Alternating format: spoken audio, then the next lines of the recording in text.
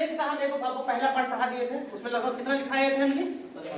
15 लिखाए थे। इसमें कितना है आपका? 10 इंपॉर्टेंट है। बताया चलिए 11th वाले के, सॉरी 12th वाले के एग्जाम पॉइंट ऑफ व्यू से भी बहुत इंपॉर्टेंट है और स्पोकन इंग्लिश के पॉइंट ऑफ व्यू से भी क्या है, बहुत इंपॉर्टेंट है। इसका इस्तेमाल हम लोग करते हैं मुहावरा और फ्रेज की बात की है, जिसको तो मुहावरा होता है और फ्रेज मतलब होता है ग्रुप ऑफ वर्ड। फ्रेज किसको बोलते हैं? ग्रुप ऑफ वर्ड्स को बोलते हैं। दो अलग अलग वर्ड को मिला करके एक मीनिंगफुल वर्ड मतलब बनाया जाता है, उसका मतलब निकाला जाता है। देखिए इसमें पहला है हमारा क्या? In spite of. 16 नंबर पे है, 15 पहले पढ़ा दिए हैं, ये 16 नंबर का है। इन स्पाइट ऑफ को ना हम इसका हिंदी मीनिंग होता है के बावजूद। क्या होता है? के बावजूद। बावजूद उर्दू वर्ड है ना? जैसे मान लीजिए मैंने आपको कोई काम दिया है ना, आप मेरे काम मतलब इतना बोला आपको कि पढ़ो भाई, पढ़ो पढ़ो पढ़ो, है ना, लेकिन आपने पढ़ाई की, मतलब आप पढ़ाई किए, मेहनत किए, मेहनत के बावजूद भी जो है आपको नंबर कम आया। कब मिला? तो बोले सर क्या फायदा मेहनत करने का, इतना मेहनत किए, मेहनत करने के बावजूद भी हमें नंबर कम मिला। समझ में आ गया? मेरे कहने के बावजूद भी तुम उस जगह पे चले गए। तो इन स्पाइट को हम हिंदी में बोलते हैं के बावजूद, और ऑप्शन में हम बोलते हैं विदाउट बीइंग अफेक्टेड, बिना किसी चीज से प्रभावित हुए। तो इसी को इंग्लिश में बोलते हैं। दूसरा वर्ड है हमारा इंस्टेड ऑफ, बहुत इस्तेमाल होता है बातचीत में।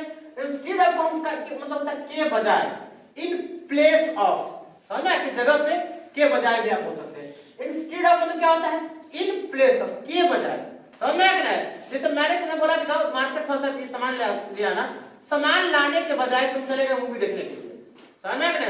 सर वो क्लास आता है, क्लास आने के बजाय कहां चला जाता है? मूवी देखने चला जाता है। तो जब हमें के बजाय का सेंस इस्तेमाल करना हो तो हम किसका इस्तेमाल करते हैं? इंस्टेड ऑफ का इस्तेमाल करते हैं। ठीक है? अगला है हमारा लॉयल शेयर।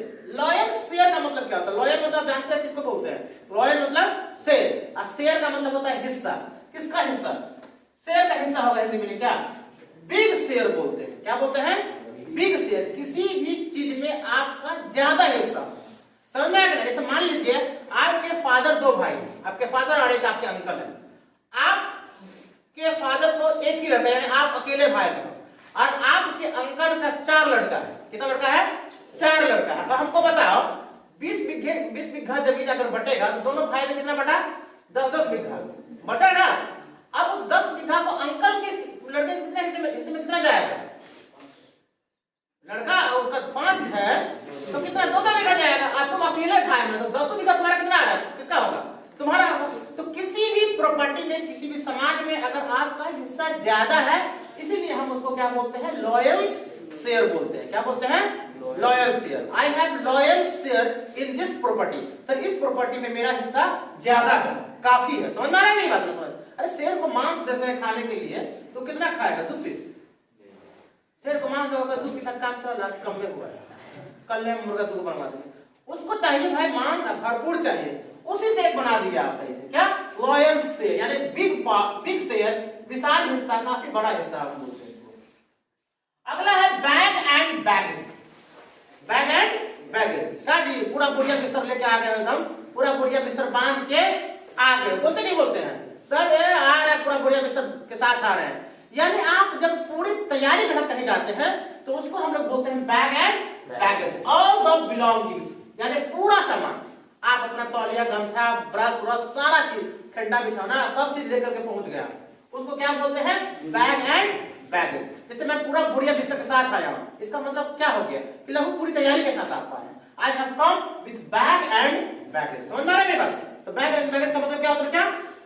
बोरिया बिस्तर आप बोल दीजिए हिंदी में, इंग्लिश में बोले तो all the belongings. In spite का मतलब होता है के बावजूद, without being affected, instead of मतलब इन प्लेस ऑफ, के बजाय, लॉयल शेयर यानी बड़ा हिस्सा आपका होता है किसी भी चीज में, bag and baggage, all the belonging, सारा सामान। ब्रिंग अप का मतलब क्या होता है? ब्रिंग का मतलब एक्चुअली लाना होता है। अप पर्सनल वर्ड है, ब्रिंग अप।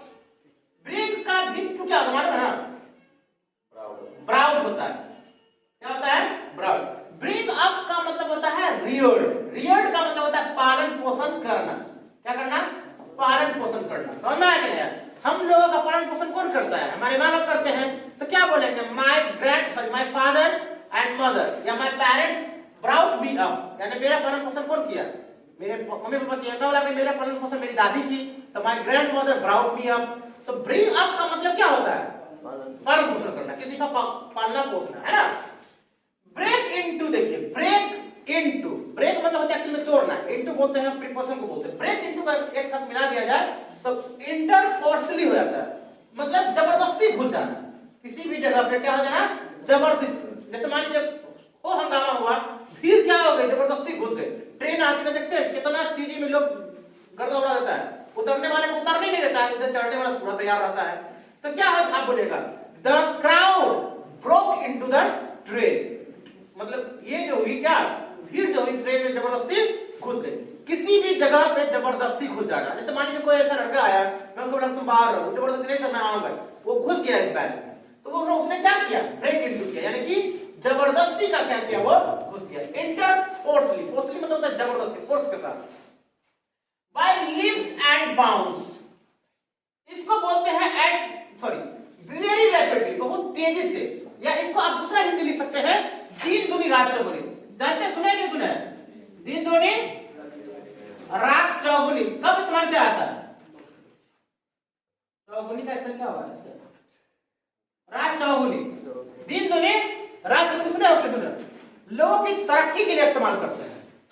अल्लाह तुम्हें क्या करे? दिन दुनी रात चौगुनी तरक्की अता फरमाए, बोलता नहीं बोलता? भगवान तुमको दिन दुनी रात चौगुनी तरक्की दे, तो उसको इंग्लिश में हम लोग बोलते हैं बाय लीव्स एंड बाउंड्स। समझ में आता है? यू मे प्रोग्रेस, किसी को आप मान लीजिए विश कर रहे हैं, you may progress by leaves and bounds, ऊपर वाला करें कि आप दिन दुनी रात चौगुनी क्या करें? तरक्की करें। तो जब हम किसी के तरक्की की बात करते हैं, तेजी से तरक्की की बात करते हैं, तो क्या बोलेंगे? बाय लीव्स एंड बाउंड्स बोलते हैं। अगला है eight the 11th our, 11th का एक्चुअल मतलब होता है 11 बोलते हैं, इसको हिंदी में बोलते हैं अंतिम क्षण में। किसमें? अंतिम क्षण में। इंग्लिश में बोलेंगे एट द लास्ट मोमेंट, एकदम लास्ट में। तो एकदम मतलब देखिए पूरा खाना बट गया तब तुम बताओ लास्ट में आया, एकदम समझ में आ गया, पूरा खाना खत्म है, पीस बचा भी नहीं है, देखो सुबह होगा, चट लो इसको। हाँ, तुम एकदम कहाँ आया? अंतिम क्षण में आया है। At you have come at the last moment बोलिए, या बोलिए you have come at the 11th hour. ये नहीं कि तुम 11 घंटा में आया है, यहाँ पे इसका सेंस क्या हो जाएगा? अंतिम क्षण, यानी 12वां घंटा पूर्ण होगा, 12 घंटा का होता है पीरियड, है ना। एट द 11th आवर बोलते हैं। एट द 11th आवर का मतलब क्या?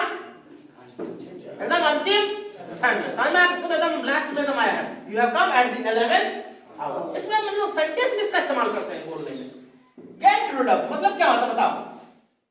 गेट रिड ऑफ मतलब बी फ्री फ्रॉम, यानी छुटकारा पाना, किसी भी चीज से आप छुटकारा पा सकते हैं। जैसे मान लीजिए आप स्टूडेंट हैं, आपको किस चीज से छुटकारा नहीं मिल सकता है? पढ़ाई से। तो क्या बोलेंगे? You can not get rid of study. अभी साइंटिस्ट ने बोला कि अभी 1 सप्ताह जो है आपको ठंड से छुटकारा नहीं मिलेगा भाई।